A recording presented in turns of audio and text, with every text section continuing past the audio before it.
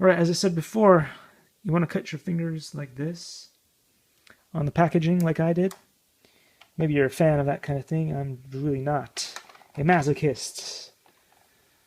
I'm not a masochist. Anyway, this looks pretty good so far, as in functionality-wise, it probably will work. It is looking pretty good from that perspective, that regard. It looks nice. There's a LED light over here.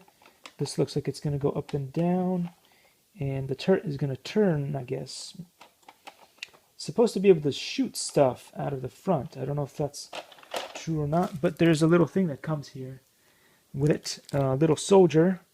It'd be cool to have Arnold Schwarzenegger or Sylvester Stallone or Clint Eastwood, someone cool, instead of this thing, but we may 3D print something and then stick it on there.